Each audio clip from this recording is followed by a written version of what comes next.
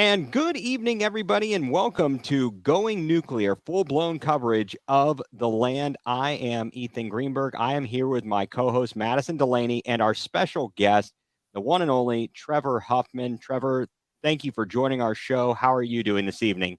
I'm doing fantastic, guys. Thanks for having me. Awesome. This is so great. Going Nuclear, we are presented by Buzz Sports CLE. You can follow me on Twitter at egreen4325. You can follow Madison on Twitter at madtravels24. And you can follow Trevor on Twitter at Trevor_Huffman. That's pretty simple, right? As long as they can I, get the right number of F's and the right number of N's, right? I don't have any idea what my Twitter handle is, so if that sounds right. That hey, well, I'm just glad you responded to me. I think that was, that Y- that's where I'm the big winner here. I'm just a small fish, and so I'm not like Dan Marley or these other big I'm from northern Michigan, so you guys, I always compare myself to other pros that made it out of the great north, and there's not many of us, let me tell you. Yeah, I mean, so you grew up in, get right down to it. For the listeners out there that aren't aware, Trevor Huffman starred at Kent State University, was part of the men's basketball team that uh, took Kent all the way to the Elite Eight, and it was kind of groundbreaking there. But he came to Kent from Petoskey, Michigan, and an important question here about Petoskey, Michigan. Do you watch The Loud House on Nickelodeon? Because the daughter on there goes to a golf school in Petoskey. Really? Oh Yes, man, they there's are supposed. so much I have to learn about my own city now. This is ridiculous. Yeah, you're gonna have to. I think it's one of those things. If you have kids, you'll learn about Mm, yeah. Nickelodeon, Disney Junior. My kids, introduced me to the show, but on Nickelodeon. But anyway, I digress. There, I digress. But yeah, it is. I didn't even know there was a golf school in Pawtucket. There's like an academy for pros Well, or for I like mean, young this is talents. this is a cartoon. Oh, it's not literally a golf school. This is like a fiction This is a school. yes. It's called oh Gotcha. Oh, gosh, I can't think of what it is now. But the family lives in in this cartoon lives in Royal Woods, Michigan, and then she goes to Fairway University in Petoskey and plays at the oh, Petoskey Open and such. So see, I'm, very interesting. As soon as I heard that, I'm like, oh my god, Trevor. You know. Um, so Trevor, you have had, and I got, I believe from what I've read, and my opinion matters very little, but you've had a very interesting story. How you came about to come to Kent State, but where did basketball start for you? Who were some of the maybe the pro players or college players that you looked up to? I mean, you talked about Dan Marley from the northern Michigan, but mhm. tell us about that. Yeah, I mean, let's see, when I was 14, I moved from like Flint, Michigan. So Flint was pretty known for basketball. I moved out of the mecca of basketball and moved up to Little Petoskey, which is more known for skiing and Patagonia coats and Birkenstocks.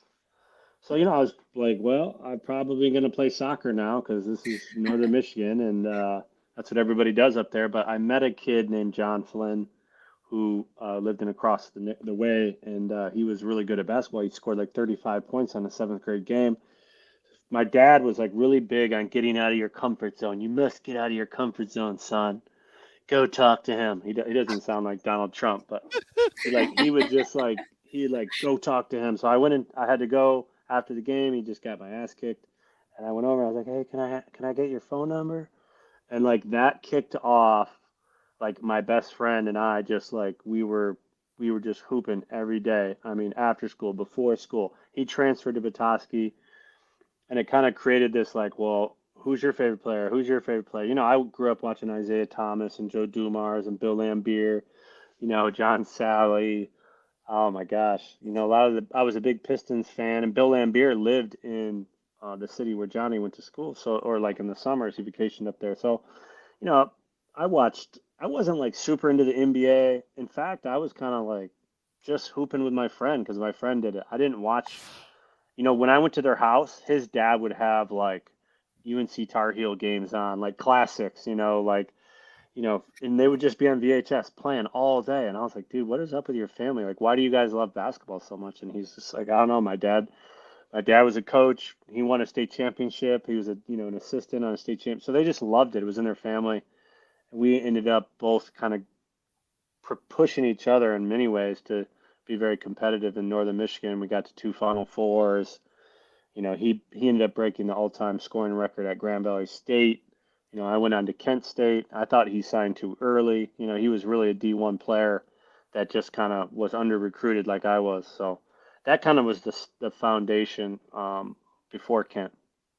Well, and you talked about being under recruited, and I was going to ask you about that. I mean, did you have any aside from? Well, we'll talk about Kent State, Division One, but did you have any other Division One interests or even D2, D3? Yeah, I think so. I was, I'm going to talk a lot about my dad because he's Go super right ahead. weird. He's Absolutely. weird, and my dad he's weird. I hope he watches this. I'm going to send it to him because I'm going to blast him right now. So my dad was like, I can't remember that NFL guy that was like, he made his son a quarterback. He trained him, he made him eat, he made him lift. Like my dad wasn't quite that bad, but my dad built a sense deprivation tank for me when I was 14. Do you know what those are? I have a vague idea of what a Stranger sensory Things. deprivation tank is. What about you, Madison? Only from Stranger Things. That's my knowledge of Yes. sensory I deprivation. wish mine looked like that. And mine was like a black tomb coffin. He built it in the garage. And it was all about like recovery and learning. And he wanted me to listen to like Tony Robbins tapes and just like, you know, essentially have an edge on other players my age. And I was like, Dad, I'm not doing that. I got in it once and I never got in it again. But he was always willing to kind of like push the envelope. He would take me down to Detroit Pistons and like he'd walk right into their gym. Like, I want to meet your sports performance trainer. And then he would like he would somehow finagle me working out with this like a sports performance trainer, whoever trained Joe Dumars. Next thing you know, I have like, all these people in my corner. I have a sports psychologist. He was leading the charge for me. So, that was, I don't even know what I'm answering. I forgot what I was answering, but my dad kind of led the way in terms of innovation. I was doing camps. That's right. I was doing All American camp out in Cincinnati, blue chip camp. Like, these are just like money grinder factories for like hundred thousands of kids. Nobody gets recruited out of these, but my dad's like, you go make a name for yourself, son. So I went out to those and I did okay. No Division I scholarships. I got one visit to Tennessee Martin. Okay. I got one visit. I got an offer to go to Hawaii Hilo, which to this day I regret. I probably should have taken that. It's Division II. Um, and then I just went back and played high school basketball and eventually made a Wendy's All-Star Classic, which is like basically the poor man's version of the McDonald's All-American game. Hey, Wendy's is better than McDonald's. I agree. I agree. Dave Thomas's theory, or do you know why the burgers are square? No, to be different? I don't know. Because he never wanted to cut any corners. Ooh, that's pretty good. I like that. That came straight from a former Wendy's employee. That I didn't make that one up myself. I can't claim responsibility and credit for that. But so you played at this Wendy's All-American, this Wendy's game. And what was resulted from that? Man, that was like it was a dramatic time because I graduated from high school, have not signed yet. Okay. I'm getting recruited for soccer very heavily. I was a pretty good soccer player. I won two, state championship, state runner up. And my soccer coach was like, listen, these guys want to recruit you and they're going to put you on the dream team for Michigan, which is like the best award you can get. And I was like, I'm not playing soccer. You can just tell them no. So they like essentially didn't recruit me for soccer. And I, was just focused on this Wendy's game. That was my last chance. And it happened in like maybe July. And during that time, Kent State has a team camp for high schools. And one of the high schools was who we played in the quarterfinals, Bridgeport. Okay. And the Bridgeport coach got liquored up, went out and said, hey, you guys, because he had a player on his team that went D1, got a scholarship. And at team camp, he told Coach DeSempler, Coach Heck, the coaches, the best player in Michigan is still not signed. And they're like, you get the hell out of here. And they're like, everybody's signed. It's July, like school starts in a month, bro. Right. So they were like, he was like, no, it's true, man. Let's go. I got the game in my trunk. He was, this is Coach D saying he was like buzzed up there. Coaches, that's all they do is drink. Right. So they go get this video, I guess. This is allegedly. I have no idea if this is true.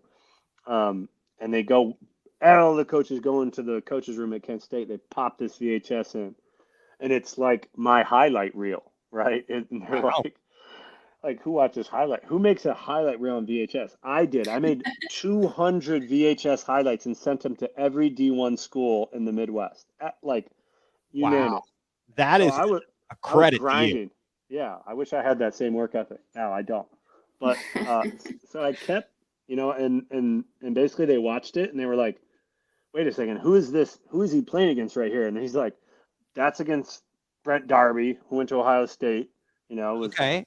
Mr. Basketball. This is against the RJ kid that I, scored 36 on, and he held him to 7, and so they're watching this and they're like, okay, all right, we'll go check it. We'll come watch him play. And so they came and watched me play, practice at the Wendy's All-Star stuff. And like, I had to make that team. Like, I wasn't on the team because I was good. They were like, you're from Northern Michigan, you have to try out. And so I tried out, made the team, had a couple, like we had a couple like preseason, we played like Canada's national team. I had like 24 points, and one of the assistants loved me from that point on. So that was kind of the start. They brought me into Kent State. I drove my ass down there.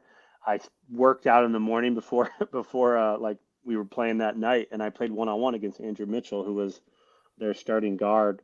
And that was kind of the beginning. Andrew and I were basically fighting at 6:30 in the morning as the coaches got there. We were playing one-on-one, and I wanted to win so bad. We were like wrestling on a loose ball, and I was like, Oh no, my dude. gosh. It was just hilarious. And Andrew, after that one-on-one game, Andrew went in there and said, you guys got to sign him right now. Wow, that is amazing, and obviously, or at least from the outside looking in, there was a bond there with you and Andrew, and you guys were coming up behind, the backcourt. It was Ed Norvell, John Callaway, and they had Kyra Massey there, and really, so Coach Waters comes in. He had come in the season before you came in. Mm-hmm. Am I correct in my recollection of this? Okay.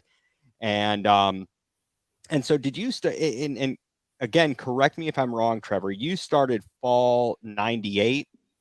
Yes. Okay. So I remember I started at Kent State in fall 97. And so you could kind of see there were some beginnings there, but you had players leave, like Scotty Efforts. Mm-hmm. Leave the team. And then I think I heard a name, and I think this was around the time, was Jose Davis. Yeah. Davis was he was like, he played football the starting and quarterback. Yeah, he was the starting quarterback, but Kent State was struggling so much, he just jumped in and played basketball and was like, yeah, you're pretty good. So they played him the year before me. Right. So, you talked about Andrew Mitchell, and to this day, and stop me if I'm asking anything, or you're don't want to talk about it, but recently John Wharton passed away. And you were close with him. I read some stuff that you wrote about your relationship with him, and especially in the early going. Do you mind sharing any of that? I mean, Pope was one of those guys who, if he was a big dude to start with, like, yes, he was. Massive, broad shoulders. Yes. Huge dome. Like, his dome was just massive. You'd look at his head and be like, does he have a helmet on? Why is his jawline was, his physique was huge. And I didn't really know his story until he kind of told me it. And it was, I was really struggling my freshman year. I was the only freshman that came in. I signed a week before school started.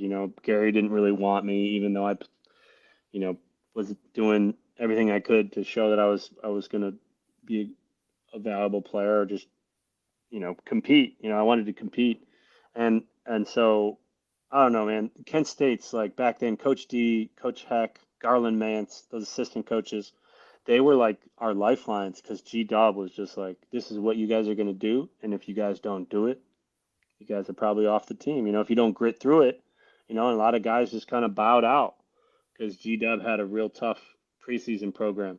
You had to run under a 5 minute mile. You had to bench 300 pounds. You had to bench squat 400. And I was coming from like, oh, athletic, advanced PE in Petoskey, Michigan. It was like, yeah, dude, do whatever you want. Bench, throw some weight on there. So I was like yoked, I was like, I'm big, I'm strong. And then I got there and I was like, no, I'm, Wow. I am nothing. And they basically just wear you down to the point where I imagine Marines feel like this, 5 a.m., 5:30, wake up, skill development workouts, go to class, 12 o'clock, weights. After weights, you go run on the track. After the track, you come back to open gym. This is not even, practice hasn't even started yet, right? Wow. And I'm just like, a month of this, 2 months go by. I don't even remember how far we were in. And I was just like, man, I guess like Ryan Lurkey dunked on me, the walk on. I got posterized by everybody, just like couldn't move in open gym. And I was like, you know what? I'm not good enough. Like I really, and I think mostly I felt isolated, as the only freshman. I didn't have anybody else to suffer with. And, people just kind of keep their distance. You're all competing for a job. So why, it's kind of like until you prove that you're worth it on the court in a game, it's like you're not in the brotherhood. But, Pope must have seen something in me and he knew I was struggling. And after weights, 6:30, he just put his arm around me and like said, Huff, I gotta talk to you, man. I see, you kind of distancing yourself and I know how you're feeling. I had to drop 80 pounds when I got here. I couldn't feel my legs. They were on me like white on rice. They would never they never like, I fainted on a track workout, like he passed out like in his freshman year. It's shit Wow. like that, and he just cared, he just put his arm around me, smiled and just said, like, I feel your pain, bro, but you're going to help us. You got to get through this. Don't quit. And I was like, dude, I'm done. I'm going to give the top scholarship back. And I just can't keep doing this, man. I was breaking down, mentally breaking down. And he said, all right, well, if you're going to quit, let's quit halfway through the season or, after the season. Just get through this next few months because it's going to get better. And he just like said, all right, let's just do that. Does that sound like a good plan? You're not going to be able to go anywhere else and play anyway. It's middle, preseason. So he's like, just get through this and like pushed me towards the track and, saved my ass basically. And Wow. that was my first. And Pope just had like an uncanny ability to know and read the room. I think that was what made him such a good leader for us and just a special dude. He was the guy that just saw things that other people didn't. He was like we called him Pope because he never he never stopped preaching to you about life, wisdom, like G Dub would tell us not to spend money, but he'd call out Coach Waters and be like, Coach Waters, but why you got gator skins on, like why are you driving that nice car? Why are you driving that, why so he was like he was never afraid to like retort or rebut back, and he was always intellectually just on it, and I love that about him. And it was tough to see him say goodbye to him this last weekend with Yeah, all the guys. that was very, obviously when I read about that and talking to you, that was like, wow. Just, I don't know about you and Madison, I don't know about you either, but like to see people that are our own age, passing away for whatever reason, it's like, whoa. That's a swift kick in the rear end about like, first of all, we got a limited amount of time here on this, planet, and we need to take advantage of every moment that we have. Um, So I am, Trev, I am sorry that obviously that happened. I didn't. My only, as I shared with you, my one interaction with John was after the game down at Millette Hall at Miami against Wally. Mm. I tried to ask a question because I was working for the Stater, Uh-huh. and my question did not make sense. It was long-winded. And he's like, I don't understand what you're saying. I'm like, never mind. Never mind. And furthermore, before the game, maybe you'll appreciate this. I don't know. I had the chance to talk to G Dub, Mm-hmm. and I was doing a story talking about the Kent State basketball program, kind of putting a positive light on Kent State University. And I asked some sort of a question, basically relating to, how does having a successful team like this, does it change the narrative for people who all they think about when they hear Kent State is the place where some people got shot?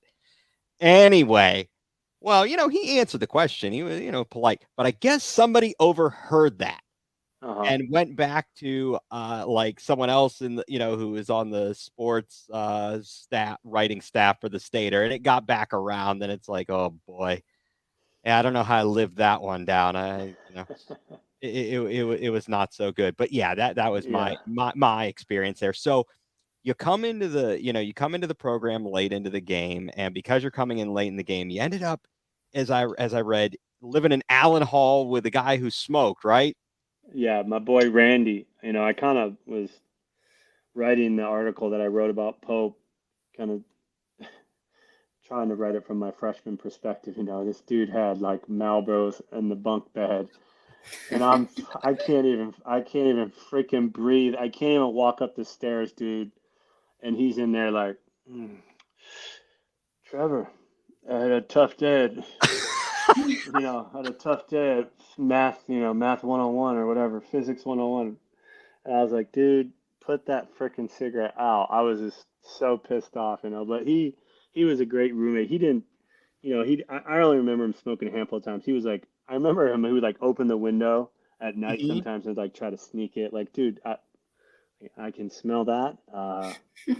That's cool though. Brandy's my guy. Like he was just so fun and nice, but then he had an addiction.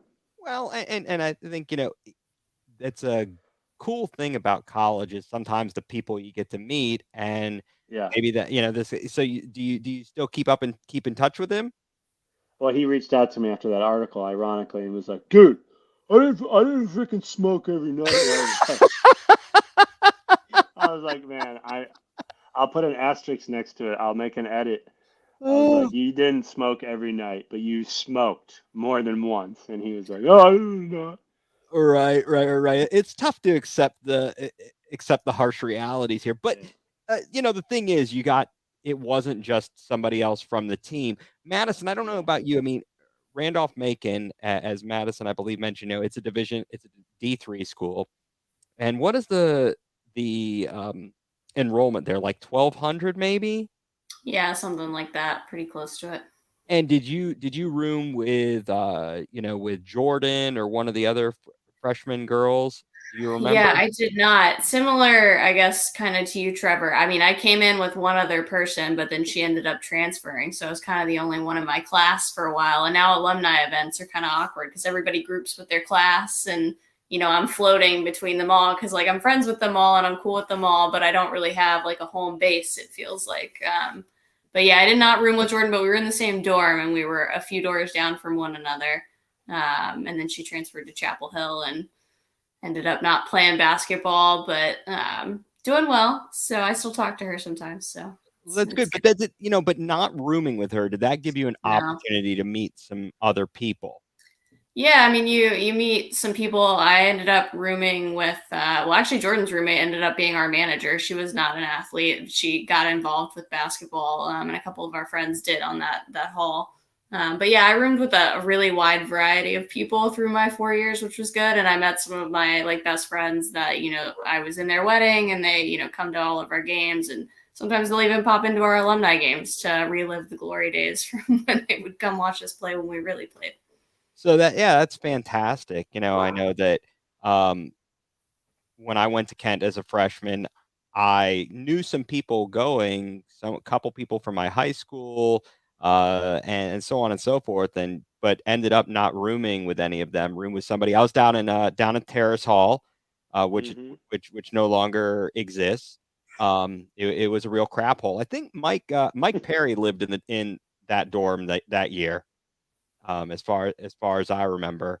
I Um, think that was I lived with Mike Perry 1 year. Oh shoot, I'm getting my dorms mixed up. But yeah, I lived with Mike. I actually think not living with basketball players is the way to go. I agree. Like after my freshman year, I lived with Mike Perry my sophomore year, and like this memory, this we had a guy named Jeff Pesho in our dorm, like in our hallway. Scott Sector, I think another guy's name. They were all from like, and it was just like a constant party, like oh, girls coming through. It was just wild. Like basketball players are just complete, just like they have no concept of reality. Like they're just like, yeah, we gotta go, we gotta do this. But the guys on our floor, like Mike Perry, I think I told Mike this story. I don't know if this is a figment of my imagination, so I could be wrong. So, Mike, did you pee into a frisbee? Like, and and and did you freeze it and then slide it under Jeff Pesho's door under his bunk bed during winter break so that when he came back, it thawed and his whole room smelled like urine? I was Wow. like, I swear you did that, dude. And he was like, me? Like when I saw him this weekend, I was like, oh my gosh, I know you. I remember like talking about this and doing this, and I'm like, that could just be like my twisted imagination, but I'm pretty sure that we did that. wow, That's a pretty inventive mind if you made it up. that is It's like crazy. I never could think of something like that. Like I would never have the ingenuity to pee into a frisbee, freeze it, and use it for humor. Yeah, that sounds like a great science experiment. I really didn't Yeah. do the science experiment. I only had the guy who was down the hall from me. He used to constantly want to bum some food off of me. Uh-huh. And so I took a chicken sandwich that like was a frozen one, got it at like Sam's Club, and I Uh-huh. microwaved it, and I put Dave's Insanity sauce on it, Ooh. and did not tell him. Did he just come take it, or did he give it to like hand it to him? I gave it to him. And he had to go to like a meeting for his fraternity, and Oh. he said he was hurting. He was hurting a little bit, so it was good times there. Now, I did want to ask you this, because you lived in Allen. Allen was in Eastway, right? Yeah, I think that was right. So was Eastway your food of choice, or did you try and avoid all of that and go to the grocery store? No, I had a food card, my friend. I would eat anything and everything I could. I'd go to the student center a lot. Yes. Um, but Did you go to my son. the upstairs? Oh yeah, upstairs. I mean, that's where all the action was at. You got to wear your basketball gear and get seen by the ladies. It was like a real ego boost for me, even Nice. though, like you got it. And at my sophomore year, we were winning games. Um, Right. and that was Yeah, fun. absolutely. Now, so you talk about just, the progression of the team and how the Kent State team, how they started to turn that corner. Um, your freshman season was now let's see. So get my years right. So 98, 99. That's Yeah. the first year you're as a freshman. That's when Kent State breaks through and goes Yep. to its first NCAA tournament up in Boston, playing at the what is it now, the TD Garden Yeah. Yep. against Temple, correct? Correct. Yeah, that was rough. I was I Huh. mean, from I guess it wasn't. It stunk that we lost. Obviously, I'm sure it hurt you more than me. And which is I would say the proper reaction. But no, I was working at the Michael Schwartz Center and my Yeah. work That's study job, and I couldn't get out of there, and I had to run back to my apartment on South Lincoln to try and catch some of the game. I was, bummed that I missed part of it. But um, so 98, 99, you break through, get to the NCAA tournament. The next season you have 20 plus wins, don't get the auto bid. And you yeah. go to the NIT, and You guys almost had Penn State. Almost got Penn State, and for a trip to the to New York, right? Exactly. Yeah. I mean, I think that sophomore year, the foundation that Ed Norvell and JC and Pope and Al and Jeff Vaughn, like, God, that team was so good. And we lost on a last second shot to Ohio in the MAC tournament. Right. And to this day, Coach D and Coach Waters was so mad at Kyram because he went for a steal and didn't get it, and guy hit the shot, and I think we won the MAC league that year. I can't remember if we did or not, but I think that was our best team because we had an inside with Pope, who could really score and just do damage, and then you had a bunch of guards, Andrew Shaw, me, E.T., Kyram, Ray, Nate Mears, and funny story was Mears. Uh-oh. Well, we've lost Trevor here momentarily. Hopefully this pops back on. This is some classic stuff here. Oh, here we go. All right. All right. Trev, I can't. I do not have audio right this second. Hold on. Okay, there we go. Now we're good. All right. I'm trying to figure out. Did you blind yourself? My brother's calling me. Oh no. Oh no. All right. So Madison, this is I'm hearing some of these. Okay. Yeah. We have a technical problem happening. I have to. Anyway, do you guys hear me? Yeah, we can hear you. Take your time. So you're talking about to say, you had Nate Mears and you had E.T. and Shaw and all those guys. And Nate Mears got ineligible and he went on spring break. He literally just was like, I'm out. And he went to Daytona Beach. Oh my gosh. Yeah. He was big around the area coming from Stowe. Nate was big time. He was a heck. He was obviously he had a head of a heck of a shot, good shooter's touch there. Yeah. So you have that season, you follow it up, you don't let down there, because the next season you get back to the NCAA tournament and you're playing out in, let's see, were you playing in Arizona or in San Diego? San Diego. That was San Diego. Yep. Junior year. And you guys took down IU. Yes. And I mean, just walk us through kind of that, how it was for you and for the team to do that, to get the first NCAA victory in school history. Yeah, that was a monumental moment, for Kent State, for our program. We'd already broken through once, then we got the Elite Eight in NIT, and then we were just kind of building year after year on the foundation that the older guys had laid, and it was just really rewarding to kick Indiana's ass, and just there's just the big schools, it's like they have just this air of cockiness about them, and this I'm unbeatable and I'm Big Ten, and and it just everybody on our team had a chip on their shoulder, and I think that that was just so validating, because it was the first time we had really on a big stage, on a big moment, sold out crowd. It was Cox Arena in San Diego State University. It was so fun. I just remember having so much fun in that game, hitting some shots, and then Andrew taking, it was just one of those games, you always look back on and wow, that was fun, and then we played Cincinnati and they destroyed us. Yeah, I mean, these things happen. I had to listen. I listened to a bunch of that game. I was getting ready to call a game down at the high school game down at the Canton Civic Center, so I couldn't, didn't get to watch it all. But so that was a great step there. You get past the first round, you go on to the second round. After the season, Gary Waters moves on. Yes. He leaves the program, and Stan Heath comes in. Now, what was going on around the program when Gary leaves, and then you find out about Stan Heath? Were you guys doing trying to do as much research on the guy as possible, or what was going on around that?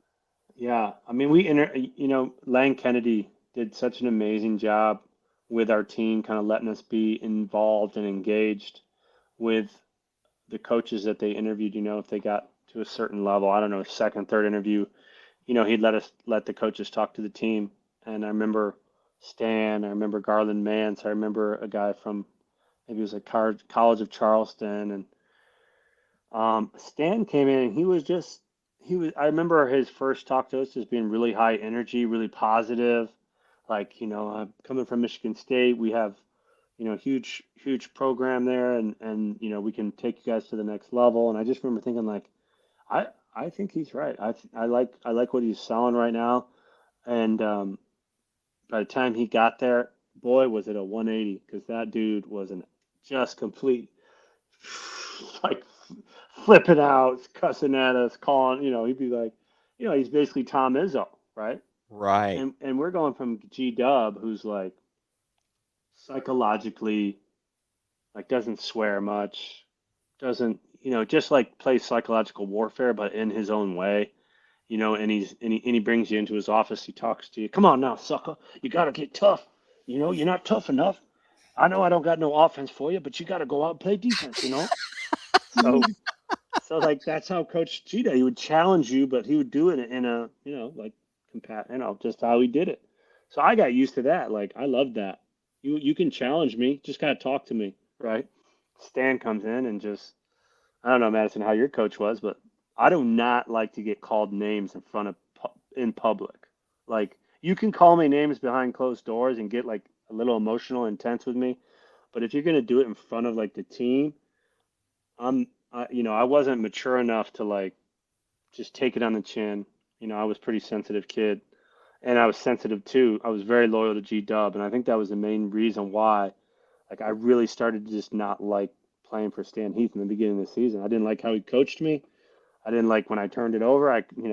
Nothing happened if I turned it over with G Dub. He didn't really care. So like he had this different rubric for success, and we kind of had to learn his rubric. And like it took a long time, I think, for us to kind of figure out where the compromise was. Um, and I liked Stan like as a person, but if you were to ask me like how did you like playing for him in the beginning of the season, like come on, man, it sucked.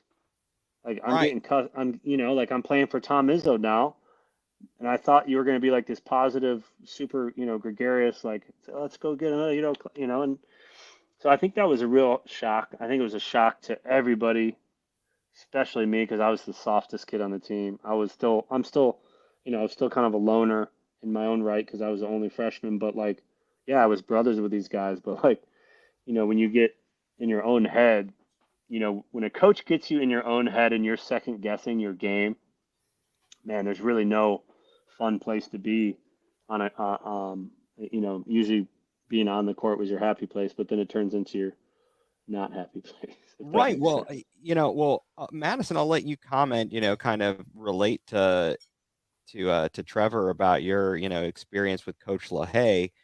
For your reference, Coach LaHaye, a legendary basketball coach at Randolph-Macon, she actually retired right after, COVID hit after that season. And just a couple of weeks ago, they inscribed her name on the court, and she has over 600 victories.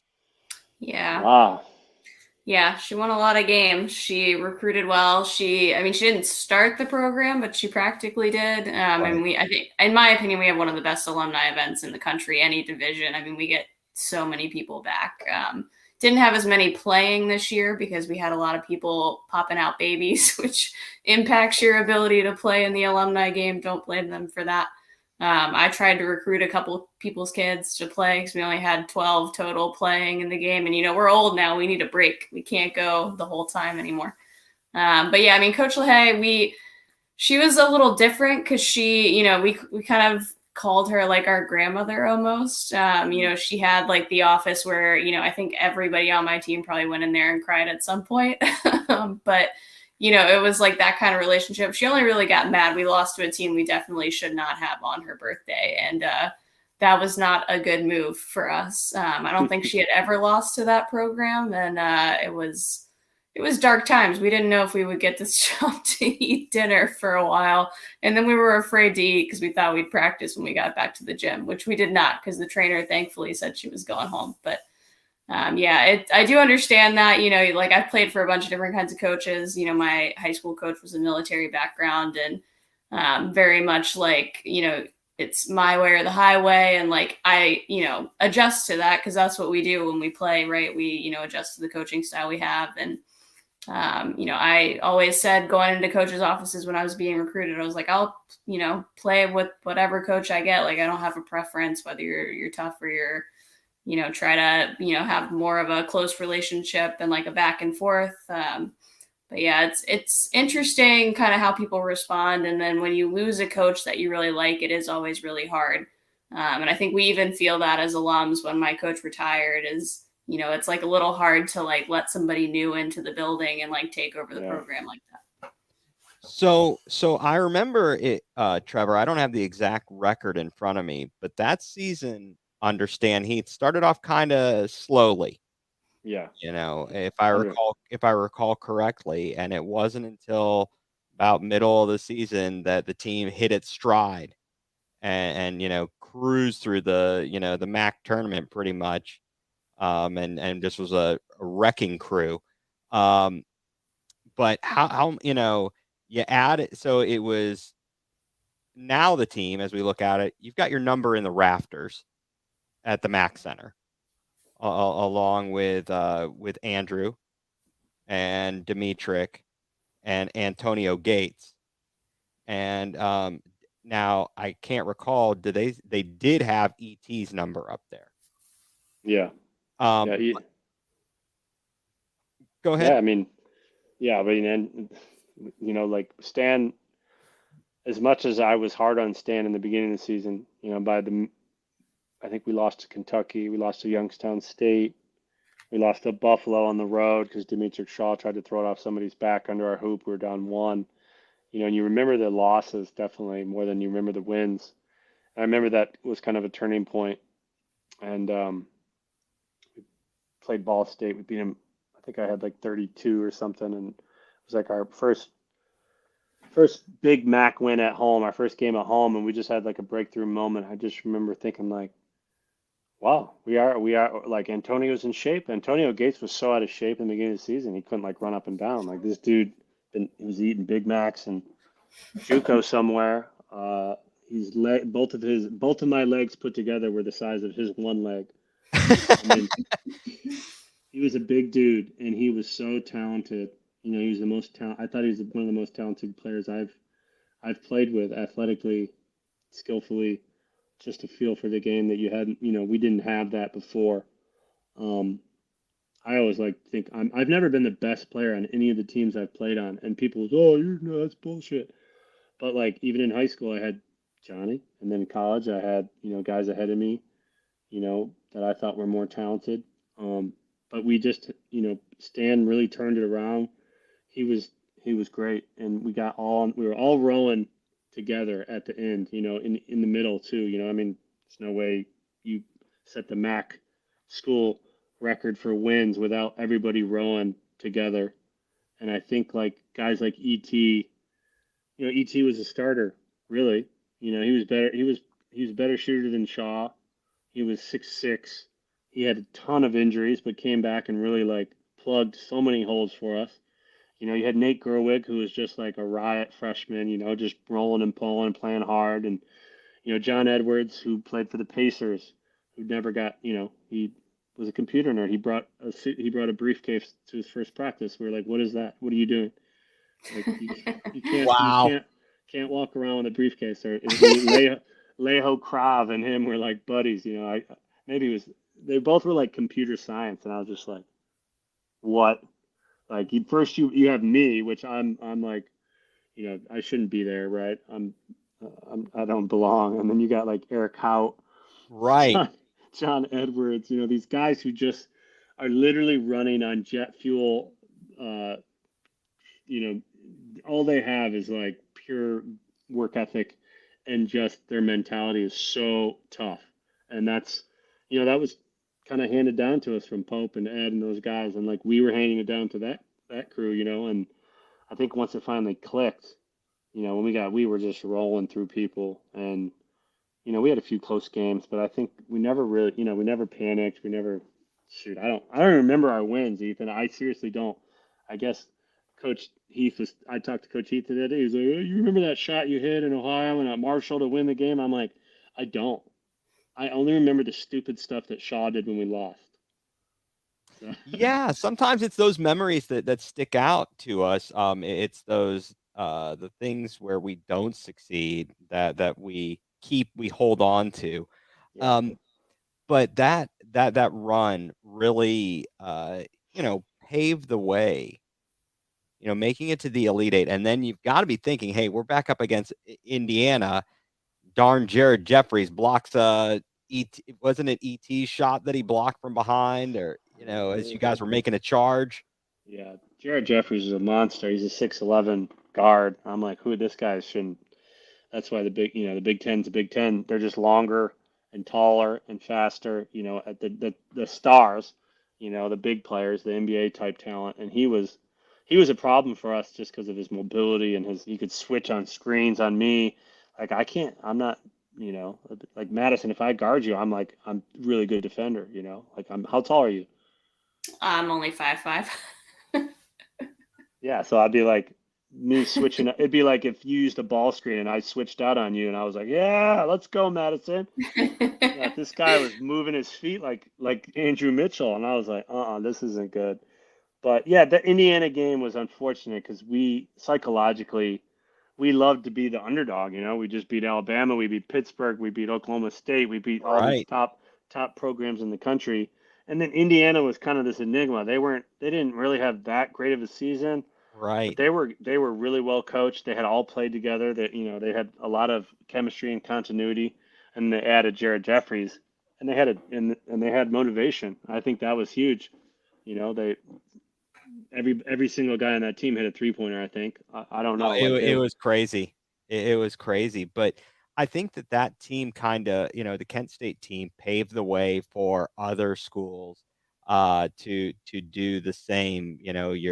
We look now at Gonzaga. We look, and in the years that followed, George Mason Yep. and VCU. Yep. I'm down in the Richmond area, the Richmond metro area.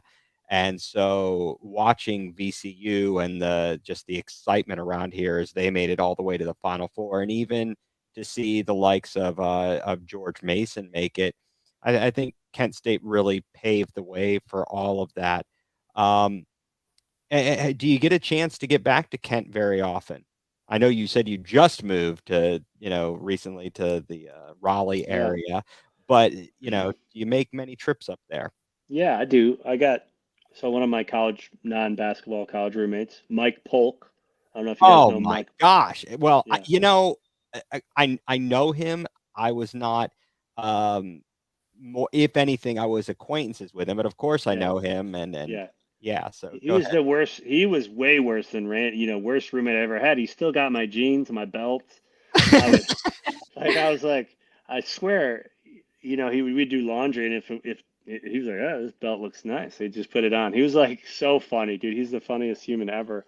He is. I love Mike Polk. And Well, he is I the had one who, Mike Levicki. They were all in sketch improv together. I had to, like, I was literally living in like comedy paradise. I think I was spoiled.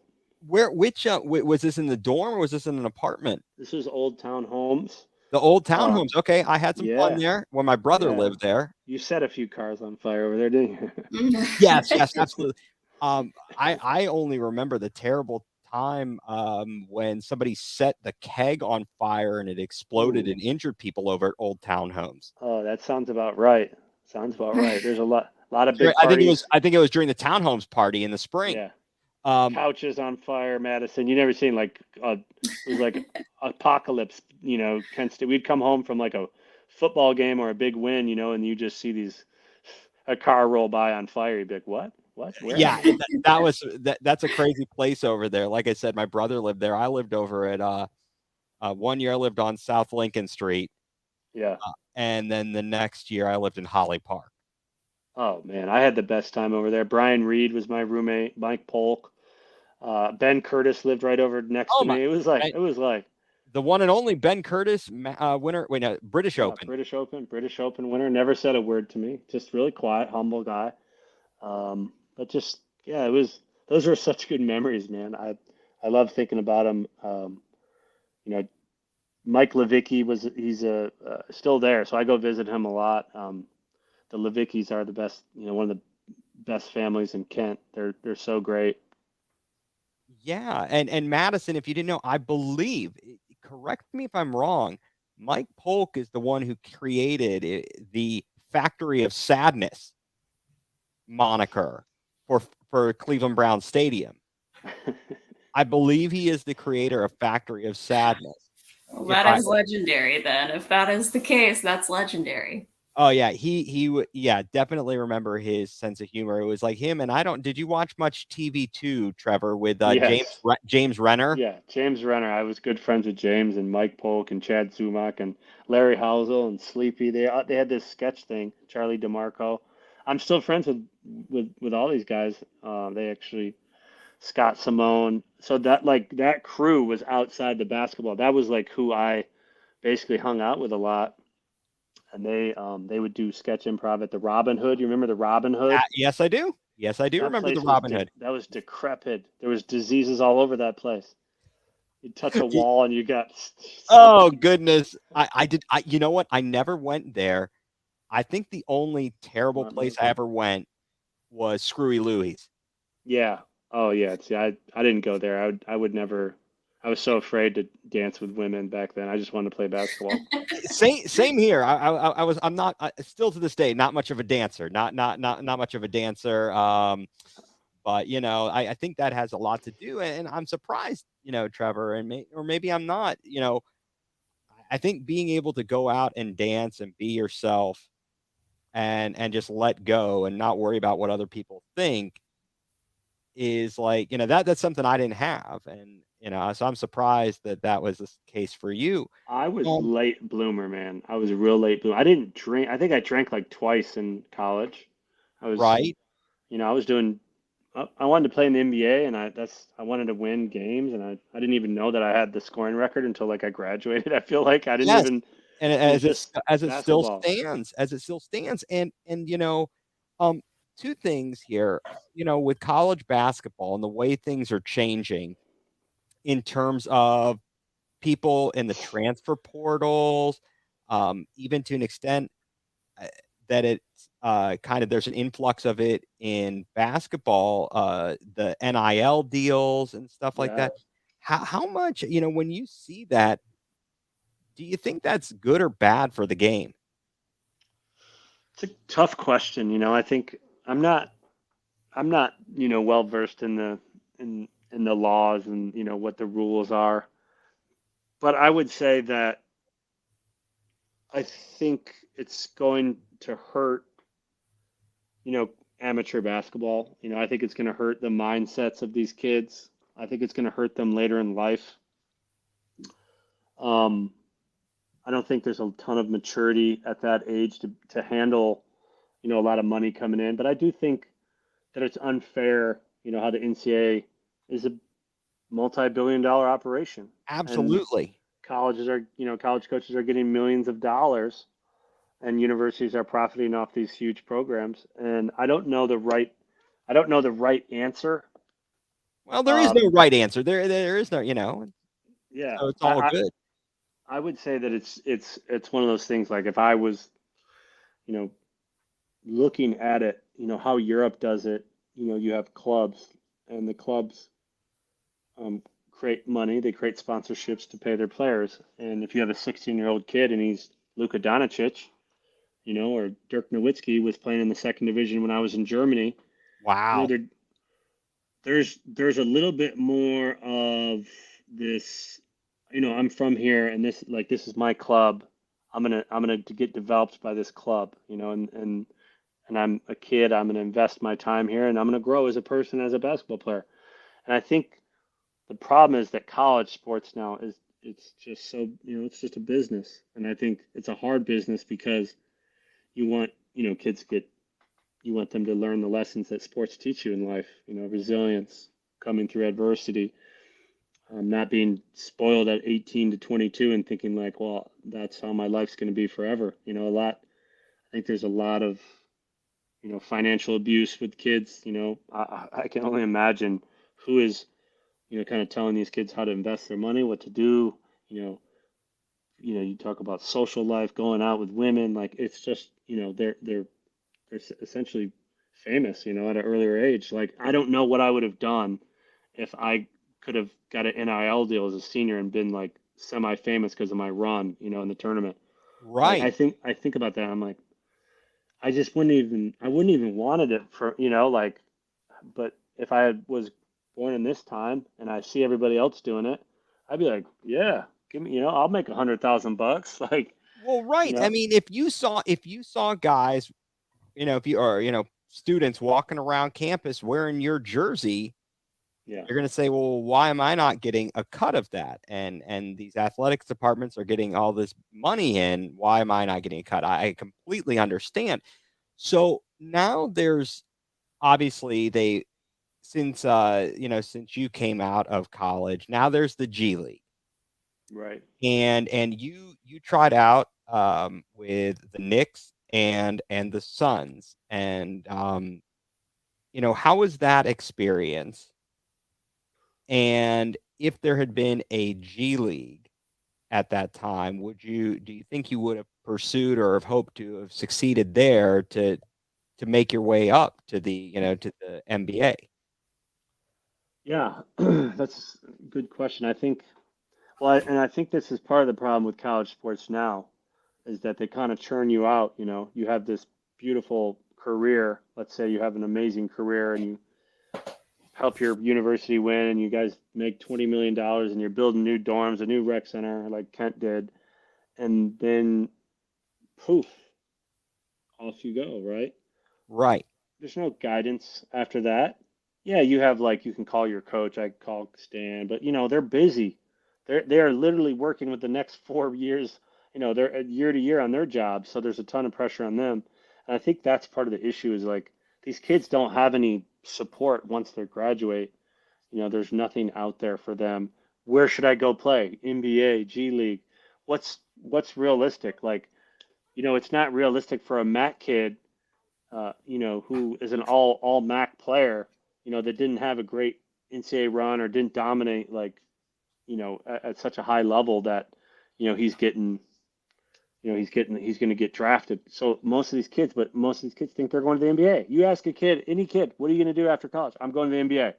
No, you're not. No, you're not. I played in the Elite Eight, was the all-time leading scorer of my team, and I got cut twice. Like there's a very, very low chance that you're going to make it. But nobody is telling them that. Nobody's having honest conversations. So I think it's like, that for me, I was so lost those first 4 years after Kent. I mean, I'm talking roller coaster.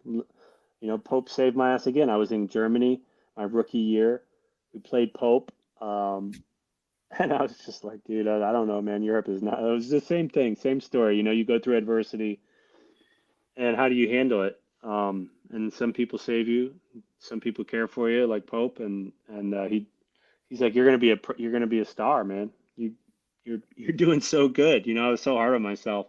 I was averaging 17 a game in Germany in the top pro league and one of the top pro leagues in Europe, and here I'm thinking, I can't win. I was 500 in Germany. I'd never been 500 in my life. We lost our first 7 games in a row, like to go from Kent State. I don't know how many games we won Right. at Kent.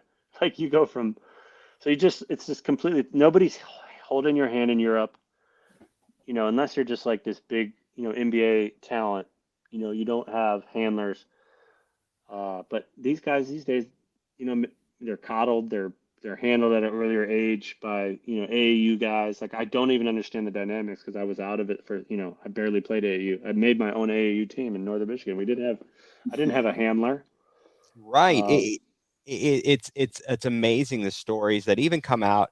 Um, that you hear about today's players. You hear about the history with LeBron. At least I do, listening to the Cleveland radio shows and the guys who were around him when he was coming up at St. Vincent St. Mary. Yeah. So when you went over to Europe, to Germany, did that kind of um, fast forward your maturation process? Oh, without a doubt. I mean, you didn't know the language, correct? No. So didn't that's know a big German. deal. Didn't know German. Didn't know anybody. It was definitely the cultural adjustment for college kids going over there. Most of them just can't handle the cultural adjustment. I don't know can't get fast food. I can't play video games. I can't. I don't have anybody to talk to. There's veterans on the team that are 42 that have part-time jobs and they smoke cigarettes. Like, you're like, what? But I'm getting paid $100,000. Like, but I don't know what I'm doing here. Like, and I think Right. that batch rate, the emotional maturity you have to have a certain mindset, a growth mindset, or whatever you want. And if you're coddling kids and they're not allowed to fail, and they're in college and they're just constantly transferring from porter to porter to porter, it's going to be really hard for those guys to not only get to Europe and make money and have a successful career and build a reputation and be there on time and show up to workouts and lift weights and be professional. Like, all those things happen through maturity. And I think that's like what I learned, the hard way. And I just was so stubborn for basketball. Got cut from the New York Knicks. I broke my ankle right as I was going to summer league. Then I went to the Phoenix Suns the next year, was the last man cut, with David Griffin. Or are you David talking about Griffin. Yeah, was I the was trying to think GM? of I was trying to think of the other player that was there from Michigan State. But yeah, we were Mateen like that. leaves. I'm not Mateen. No, Mateen. I know Mateen. I would have shot Mateen right out of that gym. No, he was a good. He was a very good defender. But Leonardo Barbosa, and I'm thinking to myself like, man, I'm outplaying Leonardo Barbosa. In your head, you can't make sense of why you won't make the team if you're outplaying somebody, right? Like, if I'm better than Madison, I can help the team right now. But why are you going to keep Madison if just because you drafted her? It doesn't make sense, right? But like, Yeah. Right. that's not what they're like. He's 19. He's got a huge ceiling. He's super athletic. I know he can't hit the broadside of a barn, but I'm thinking like, I'm the better player. You know what I mean? And Right. it's really hard. That was a really hard experience for me to get cut when I thought I deserved to be on the team or at least a chance to play. And then I went to Poland. I was a roller coaster, man. Just fake checks. I got a $7,000 fake check in Oh Poland. my goodness. I That's got what I wanted to ask about. I've heard some horror stories about people going overseas, like getting paid and demanding to be paid before games started and playing with it taped to their stomachs, so they wouldn't Oh lose yeah. the money in the locker room. Carrying money home, you know, sitting out. Like, I'm not gonna practice or play until you guys pay me. Like, you have to filibuster these dudes. You know, they're cutthroat. I used to get paid in Poland in an appliance store with bars on the windows. Like, it was basically like communist. It was like former communist. Like, you felt like a tank was gonna roll through this town at any moment, and like a war was gonna happen. That's how poor it was in Poland. And I think back on those times. I would never trade those experiences now. But if you were like, "Hey, Trevor, do you want out?" You could have like evac'd me out of there with a heli. I would have gone if you could have gotten to me. Like, I was so ready to leave. But that suffering, I think really um, allowed me to have perspective on good opportunities. Like, what's a good country? Portugal. Oh, that's fun. Oh, I can go out and hang out at the beach and go play basketball all day and like get paid. That's not so bad. So then you start to have different expectations for your experience. And rather than being like, I expect it to be like college or the pros, you're like, or the NBA, you're like, man, they got real limited resources. I'm like putting ice in my bathtub at night and sitting in an ice tub, so I can recover. You know, I had one light bulb in Portugal I had to screw and unscrew it in the kitchen to move it to the living room because every time I would use my computer, it would blow the fuses and all the light bulbs would blow. Oh my Like, goodness. just like, That's a nightmare. oh yeah, that was a nightmare. But I liked, like, after Poland, I was, it's basically like ride or die. Like, are you going to quit? You're done. Because I was playing in the CBA. That was the G League back then. I played in the Flint Storm. Right. It was just like, it was like the Flint Tropics, man. It was like Russell Bear at halftime. Yeah. It was just the saddest story you'd ever seen. Guys smoking weed Oh on the my bus. goodness. It was like semi-pro. I mean, it was just like, but these guys were so talented. I had like 4 guys get called up from my CBA team into the NBA. And again, I'm thinking, man, I think I might pass too much. Like, I should do more, like maybe I should be more aggressive. But yeah, it's just, it all took me back to Europe, and I would never trade that. Right. Right. And so, you know, you've obviously, I think from what I'm gathering here, and you're saying you learn all the life's lessons by these experiences. And I've read some of the things you're doing, and would love you to hear more about it. There's Huffman basketball. You're doing writing, Hmm. the Swish House, Hmm. and you talked about you've got all these side hustles and things that you're doing. Why don't you tell us about some of that? Yeah. Well, I think a lot of it came, I have my younger brother is like 10 times smarter than me, and I hope he listens to this, but hope he doesn't listen to it actually, because he's an Ivy League elitist. But he went to Brown and played at Brown and got his economics and finance degree. And I was never really good at math. I didn't take math in college. I took Spanish because I didn't want to take math. So I didn't take any business classes. I didn't take any marketing. I was a creative writing minor. I loved writing because my English teacher told me that she thought I could be a good writer one day. And, like in my little acorn brain, I was like, yeah, I could. So, and it was like an enjoyable experience, more importantly. So, but as you start making money as a 23-year-old, you're like, I was always of the mindset that my career could end at any time. I need to like plan for the future, and how am I going to do that? And my dad was a lawyer and a businessman. My mom loved real estate, so I got into real estate first. I bought some property with $50,000. I saved 50,000 out of my $60,000 my first year, and my first investment was just vacant land in Petoskey, Michigan, which turned out to be one of my best investments ever, by the way. So if you ever think about buying vacant land, you should think about it. A year later, I sold that for 125,000. I bought a Subway. Now I'm like trying to manage, my brother and I were doing this, and I'm trying to like look at the numbers and figure out how to grow sales. And he's living in Pittsburgh, Pennsylvania, running this Subway with his wife Valerie Zona, who played at Kent State, and Okay. she was an All-American, McDonald's All-American, actually the most prestigious player in our family. Thanks, Val. Wow. Wow. For Well, taking it's not. It's she no took Wendy's All American. Okay. no Wendy's. She can't get a Frosty, but Exactly. she was really good. She was super cool, and she met my brother when he visited me at Kent. Anyway, so they were running the Subway, and they had a big construction on the strip mall. Strip malls back then were huge. Right. Like if they shut down your entrance to your strip mall, you're not getting any traffic. Yep. So we were like, okay, let's sell the Subway. We sold at a big loss. Um, so then I started getting into residential real estate, buying rentals. In the summer, I would come home. For people that don't know, overseas contracts about 10 months. So you leave in August, come back in June.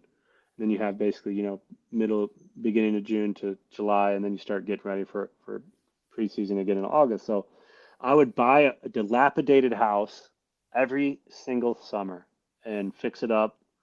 My brother and I, my younger brother, would work on it. My older brother would work on it. My dad, we'd all be out there carrying. Like, I didn't know what I was doing. I remember one day I was like doing some demo, and my dad called. And I put the hammer on top of the ladder, and I climbed down the ladder, and the hammer fell on my head.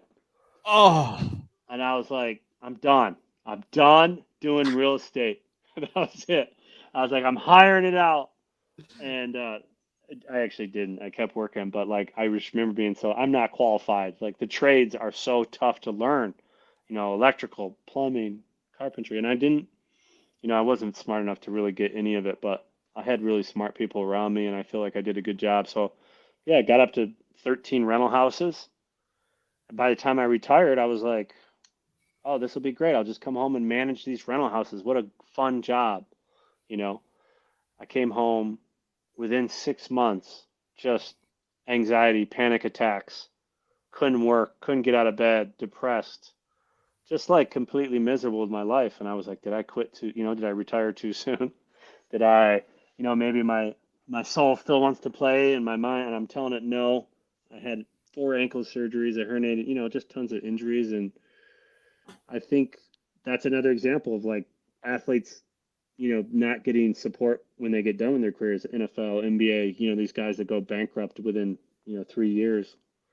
And I could see why, like, you get addiction or anything, like, I'd drink at night. I'd do whatever I could to just kind of forget that I wasn't playing basketball.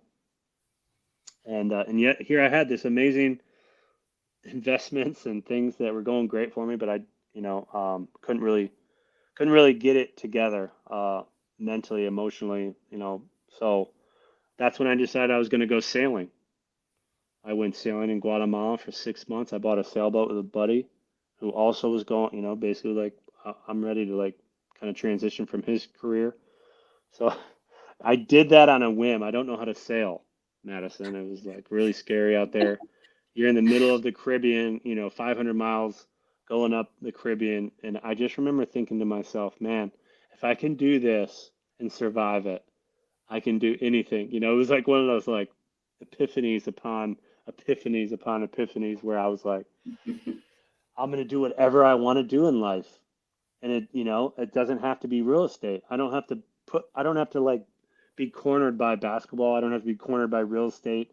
I can, and I just have to apply what I learned from sports. And that kind of led me to Swish House, getting back into helping people get in shape through Swish House. It's an adult basketball fitness company. It's basically a basketball workout for people that can't, either can't play anymore competitively or just want to tune up their fitness and their game for when they do. Swish House has been really, really instrumental, just fun at startup. We're in Brooklyn, we're in Chicago, we have a few locations, and we were testing in Michigan. And yeah, I mean, it's never easy, to do a startup, but I think I've learned so much. I love the people, the values that we're, trying to celebrate as a company. We have a lot of work to do, but I think about Pope, and I think, damn, why didn't I get a Swish House in Akron or Kent or Cleveland? Like it can help so many people that have just don't like working out. Like basketball is a fun workout. Like Absolutely. I'd rather go sweat with a ball in my hand and like shoot around with my buddies and do some fun games and work out and like that than, put me on a treadmill and I just walk away. But And and that, yeah. absolutely. So that's, yeah, and Huffman Basketball is a kids camp in Michigan.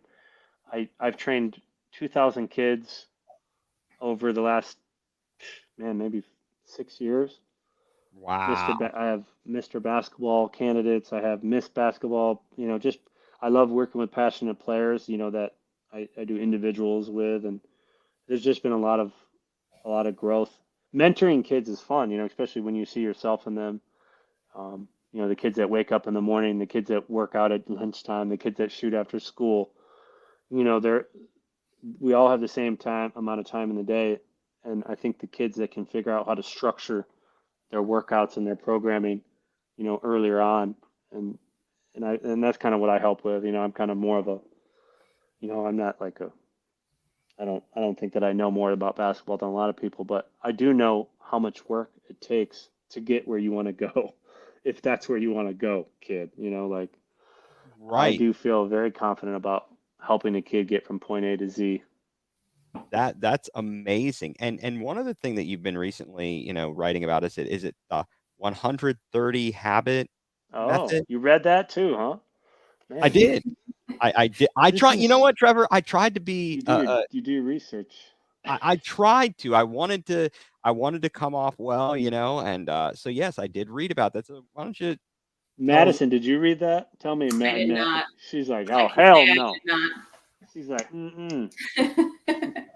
The 130 habit method is, I grew up, and my dad was unique. He believed in Right. the power of rituals, and I think as an adult, the power as a retiring from basketball, what do you lose? You lose your rituals, you lose your pregame routine, you lose your morning basketball routine, you lose your shoot arounds, you lose your weight workouts, you lose the routines that create compounding interest in your life. So as I got older and my wise omniscient self, I started thinking like, man, I've really given up on rituals. Like I could do a lot. You think about the returns on a habit like reading 30 minutes a day or working out one time a day, exercising, meditating, um, connecting with your family or friends, like any of these rituals that create a happier life. So I just think about that more and more as I get older. How can I help people find that? I usually do it through writing. I write a lot on Medium. I'm kind of, sports to self-improvement to habits. I write it on relationships. Anything I've learned, I'm very, very open and candid about kind of my life lessons. And I think, the 130 method was just every minute. Madison, you want to be in better shape? Well, what do you tell me about your rituals that you're going to do tomorrow to get in better shape? So mine is I can't go to sleep, Ethan. Like I don't sleep. I have FOMO at night, and then it affects my morning and my productivity. So my first idea after reading Atomic Habits by James Clear, he's like, you don't rise to the level of your goals, you fall to the level of your system, right? Your system is your rituals, right? So for me, my rituals were shit. I'd stay up and play video games. I'd get on my phone and scroll. I would watch Instagram. I'd check my email. And so, and I was like, my circadian rhythm just keeps getting all out of whack. So my first 130 method was 1 minute tomorrow. I'm going to walk as soon as I get up, right in the early morning. I'm going to walk outside into the sunlight. I listened to Andrew Huberman podcast. If you guys haven't heard it, Huberman Labs, great podcast on ADHD, focus, sleep, productivity, everything.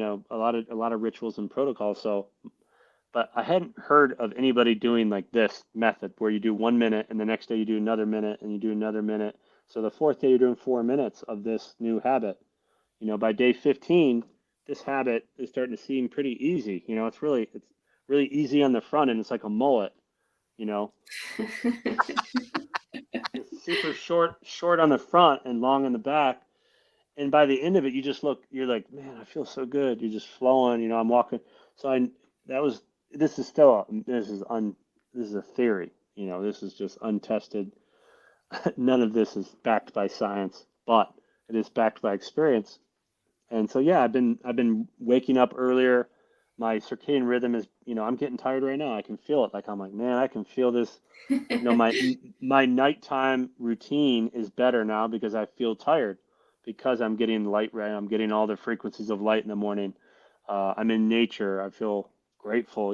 It's like an amazing thing. So my next habit now is a nighttime routine of, once 9 o'clock hits, I already took some night supplements, some GABA, some ashwagandha, some extended release melatonin, no more caffeine, but, I can drink espresso at like 9 p.m. and go to bed. I used to think that, but I'm like, maybe I shouldn't do that.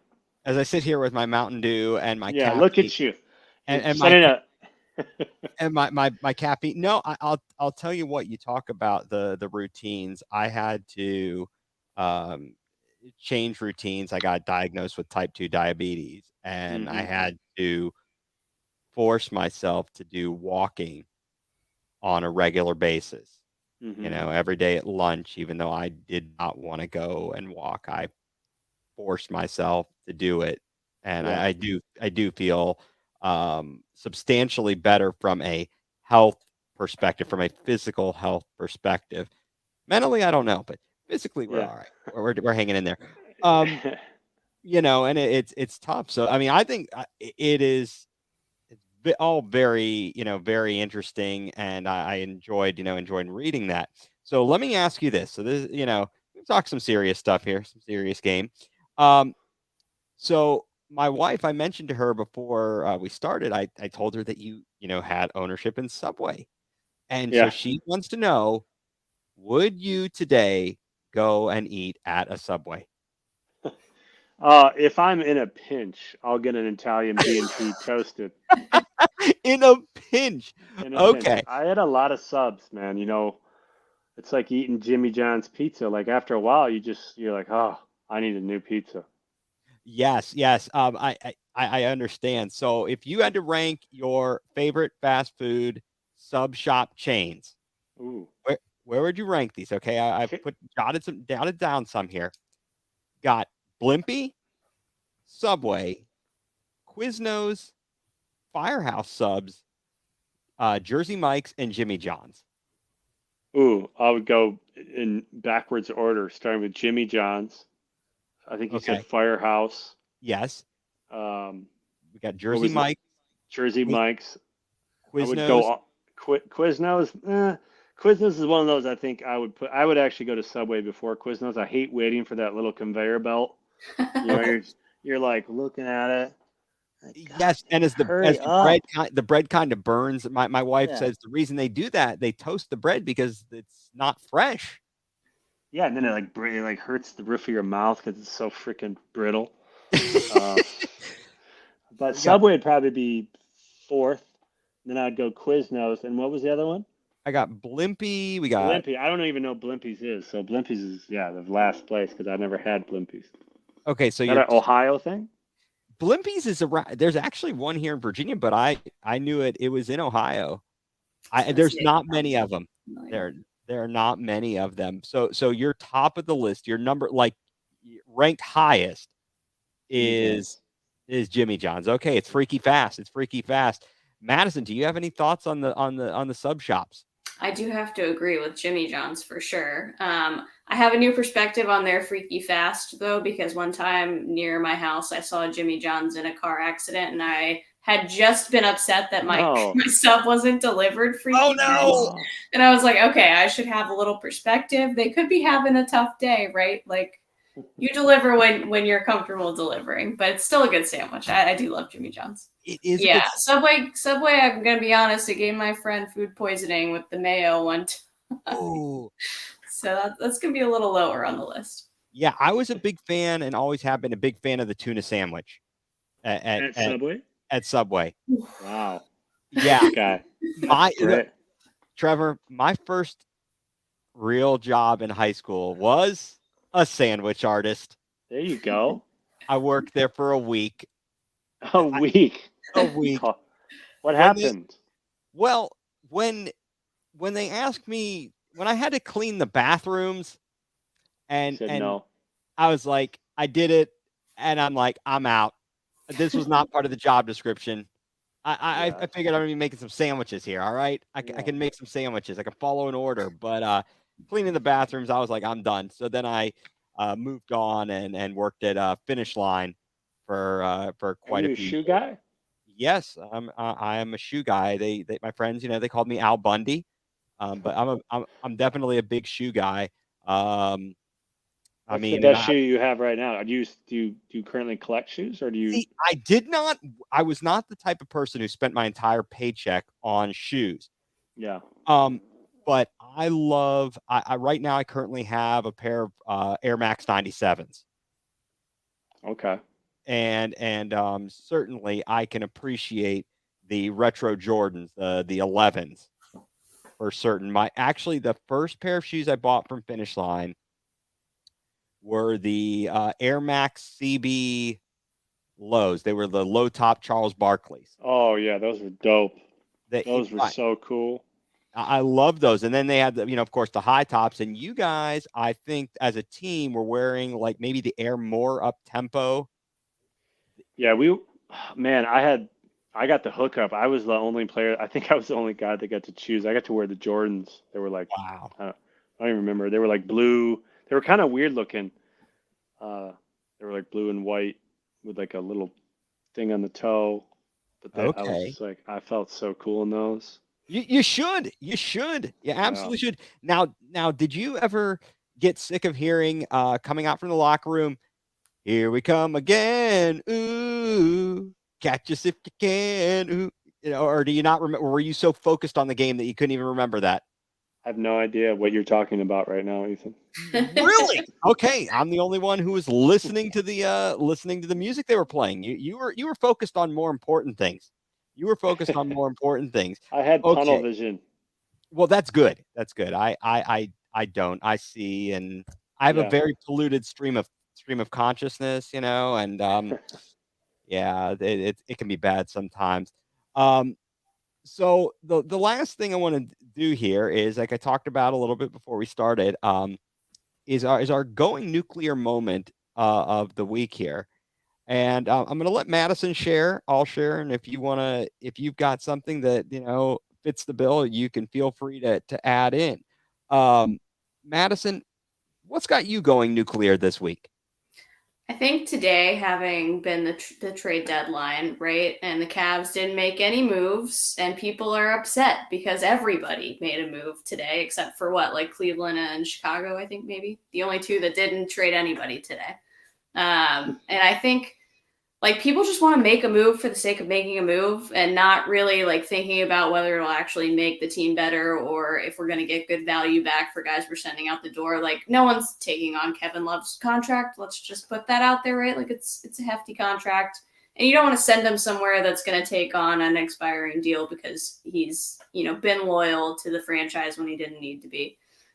So I think people that are just like, they're caught up in the moment where they're like, oh, we're not good enough yet. Like we're still building up to being good enough. Like I don't think this is the championship year. And people, because they've set expectations high that people want it to be that. And for that reason, we have to make a deal. And, we've played well since the Memphis game. That fight happened. And I just need everybody to calm down and just take a breath. It's okay that we didn't make a deal. We didn't reach for a guy that we didn't need to reach for and, expend draft capital or anything like that. So I just need everybody to breathe for a second.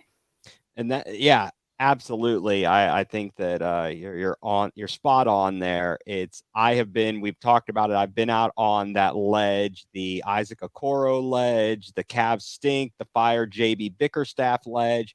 I've been out there. I'm trying to find a calming effect here. So I agree with that. So what has me going nuclear, and Trevor, just to let you know, this doesn't have to necessarily be a sports take. This can be just a generally in life thing. So my going nuclear moment happened yesterday, and it's kind of the icing on the cake for me about people who just aren't considerate and have no common courtesy. So I come out to my car from my office, and now bear in mind I had been out in the parking lot doing my walking a few hours earlier during lunch. I come out to my car, and what do I see? A scratch on my car and a dent. And I'm like, okay, look, I know in the grand scheme of life, this thing is not the end of me. Okay. It's not that big of a deal. The car runs. It doesn't, it's just one of those things where's the common courtesy, folks? Where is the common courtesy? You hit somebody's car, you did enough to dent it, yet you couldn't even leave a note. You couldn't be troubled to leave a note. You got people parking in spot. First of all, it shouldn't have been anybody there because it's one of our company's spots. It's an assigned parking space. So what are you doing parking there? They got all these other spots. I've gotten into a fight with somebody before for parking in somebody else's spot. So come on, people. Can we have a little common courtesy and compassion here? If you screw up, can you own up to it and leave? The least you could do is put a note with a phone number, give me some insurance information. So if I want to get my car fixed, I can do so. I've backed into a car in a parking lot. I stopped. I exchanged information. I wrote had to write a check. It sucked. But people, come on, man. I just, it tires me that people have so little common courtesy left in their beings. It's a frustrating experience, and that is what has me going nuclear this week. And there's always something, Trevor. As Madison will tell you, I've always got something that will make me That go was nuclear. good. That's a Well, good one. thank you, Trevor. Did that spark anything that and just going on? I mean, maybe it's something that happened in your move. Maybe it's something about your dad. I have no idea. I'm gonna say I'm gonna go nuclear on Rob Pelinka signing Russell Westbrook in the first place. Like, oh my God, what are you doing with Russell Westbrook on your team? On that team of all teams, just look at his 3-point field goals made, attempted. Look at his high turnover rate. He's the highest volume, lowest efficiency guard, in the NBA. And yet, you have two of the top 10 players in the world on that team. And my question to you guys is, if you have two of the top 10 players in the world, are you not making the playoffs 2 years in a row with a former MVP in Russell Westbrook? Like, isn't that statistically impossible? Like, would MJ do that with the Wizards at 40? Didn't they make the playoffs? He didn't have any all-stars with him. Like, I just don't understand. And I look at his stats. I did an article on Medium on it, and it was like his first 5 years were just like atrocious 3-point shooting field goal. And I think Russell Westbrook on the right team is great. He's going to get you, he's going to compete, he's going to get the volume that he needs, he's going to airball some shots, he's going to hit the side of the backboard. He's also going to get a triple double. Like that's fantastic, Russell. But guess what? LeBron and AD, they like to get to the rim. They like to work in their attackers and creators and just more talented and more efficient. So they need guys like, okay, maybe D'Angelo Russell. Maybe that guy shot 16 threes last game. Okay. Like he's going to space the floor. That's a better fit. But wouldn't you just do that from day one? Like, wasn't D'Angelo Russell and Brandon Ingram already on that team? Like, does anybody, I'm like, what is going on with these GMs? Like, I should be a GM. I'm like, Matt Ishbia, holla at your boy. So I think I'm going nuclear on that. Like, I think people look around and they say, like, what are these GMs doing? Like Madison said, like, they're just making trades to make trades. So, like, keep people, like, oh, they're appeased. Okay, we got a new guy. Do you know what happens when you bring in a new guy on a pro team? It sucks. You have to learn how he plays, how he cuts, how he moves, how he communicates. Like you don't want a new player in the middle of the season. It's really hard to win without continuity. Like prime example, Golden State. Mm-hmm. There you go. KD, why would you leave? That's the stupidest thing I've ever heard of. Gary Payton II is smarter than you. He's going back. Yeah, right. Everybody went back today. I swear. D'Angelo Russell's back. George Hill went back to Indiana. I mean, not by choice, I guess necessarily, but it's funny how everybody went back to their home base.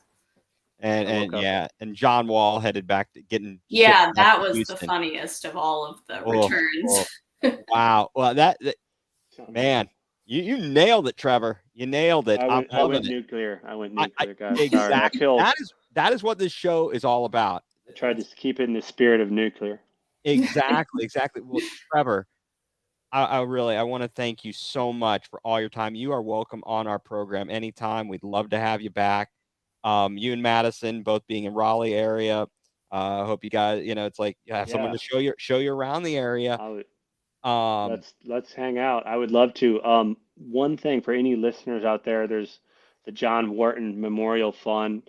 We're still raising money for Pope to kind of honor his legacy and him passing too soon and saying goodbye to a brother like him. So if you guys can find information on my Twitter, on my Instagram, I'll make sure I put a link up to all that stuff.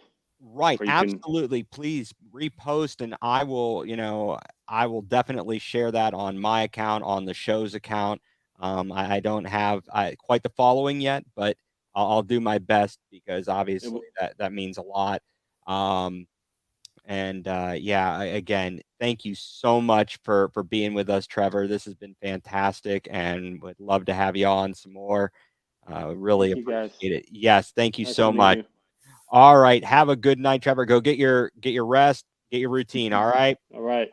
Thanks, All right. Well, guys. thank you, Trevor. See you, Madison. Bye. Bye. And once again, folks, this is Going Nuclear, presented by Buzz Sports CLE. And you can follow me on Twitter at egreen4325. You can follow Madison on Twitter at madtravels24. And the show is at Going Nuclear CLE. Hope you guys all enjoyed that, because I sure did, and learned a lot. I don't know about you, Madison, but that was certainly some interesting stuff, all the way from the college days up through the days of playing in Europe. Mm-hmm. Definitely some cautionary tales there. So that's gonna do it here, folks, for Going Nuclear full blown coverage of the land. We'll be back again next week, and hopefully we'll have some news here this evening to share about Joe Thomas, Hall of Fame, and possible buyouts, all kinds of good stuff going on here. So appreciate your time, Madison. Thank you very much. As always, you take care, and we will talk to you again next week.